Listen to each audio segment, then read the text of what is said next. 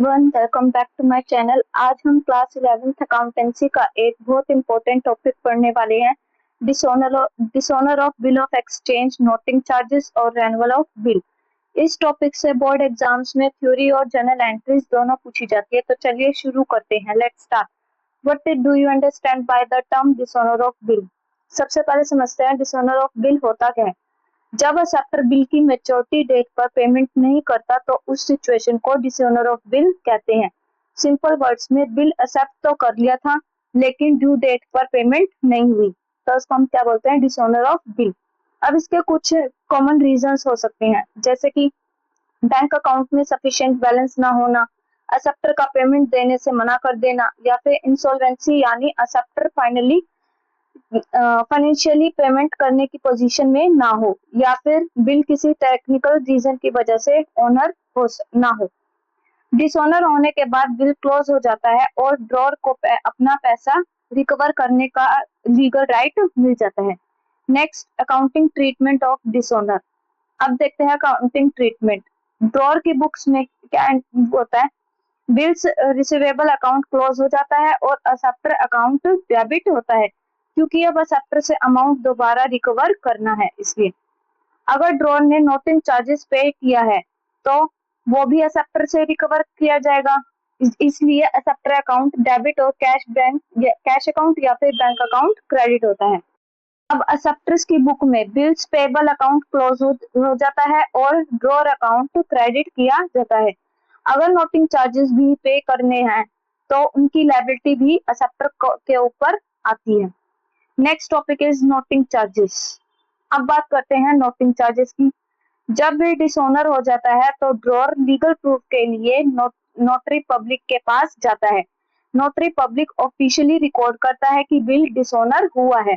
इस सर्विस के बदले जो फीस पे की जाती है उसे नोटिंग चार्जेस कहते हैं। ध्यान रहे, नोटिंग चार्जेस पहले ड्रॉर पे करता है लेकिन फाइनली ये अमाउंट असेप्टर से रिकवर किया जाता है। ये लीगल एविडेंस प्रोवाइड करता है और फ्यूचर लीगल एक्शन में भी हेल्प करता है। Renewal of bill.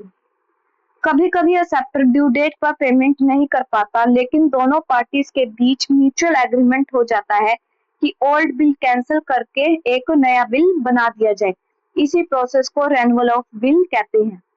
रेन्युअल के टाइम जनरली असेप्टर को एक्स्ट्रा टाइम दिया जाता है और उस एक्स्ट्रा टाइम के बदले इंटरेस्ट भी चार्ज किया जाता है।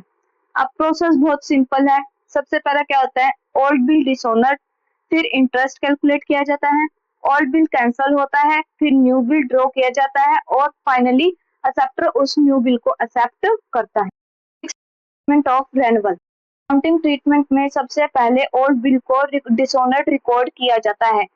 किसकी बुक में, ड्रॉर की बुक्स में। तो उसके लिए फर्स्ट क्या एंट्री होगी, acceptor account debit to bills receivable account. Then उसके बाद इंटरेस्ट चार्ज किया जाता है तो उसके लिए क्या एंट्री होगी, acceptor account debit to interest account. Finally जब न्यू बिल एक्सेप्ट हो जाता है तो उसकी जर्नल एंट्री पास की जाती है, तो उसके लिए क्या एंट्री होगी, bills receivable account debit to acceptor account. ऐसे ही एक्सेप्टर की बुक्स में ओल्ड बिल डिसऑनर रिकॉर्ड किया जाता है, उसके लिए क्या एंट्री होगी, bills payable account debit to drawer account. फिर उसके बाद इंटरेस्ट रिकॉर्ड किया जाता है तो उसके लिए क्या एंट्री होगी, interest account debit to drawer account. Then उसके बाद न्यू बिल एक्सेप्ट किया जाता है तो उसके लिए क्या एंट्री होगी, drawer account debit to bills payable account. Stationers की हेल्प से समझते हैं। On first April Ramesh sold goods worth 20,000 rupees to Sohan on credit. Sohan accepted a bill for 2 months. On the due date, Sohan could not pay the amount. Ramesh paid 200 rupees as noting charges. Later, both agreed to renew the bill for 2 more months with 400 rupees interest. Means Ramesh ने सोहन को 20,000 rupees के goods credit पर बेचे और सोहन ने bill accept कर लिया। फिर ड्यू डेट पर सोहन पेमेंट नहीं कर पाया इसलिए बिल डिसऑनर हो गया। फिर रमेश ने 200 रुपीज का नोटिंग चार्जेस पे किया। बाद में दोनों ने बिल रिन्यू करने का डिसीजन लिया और 400 रुपीज इंटरेस्ट चार्ज किए। तो सबसे पहले कितने मतलब बिल का अमाउंट कितना है, 20,000 rupees and noting charges 200 rupees and जो इंटरेस्ट लगा एनुअल पर वो कितना हो गया, 400 रुपीज। तो न्यू बिल का अमाउंट कितना हुआ, 20,000 रुपीज प्लस 400 यानी ओल्ड बिल प्लस इंटरेस्ट कितना होगा 20,400 रुपीज। अकाउंटिंग चार्जेस भी न्यू बिल में इंक्लूड किए जाते तो उन्हें भी अमाउंट में ऐड किया जाता। एक क्विक रिवीजन करते हैं। Dishonour of bill means due date पर पेमेंट ना होना।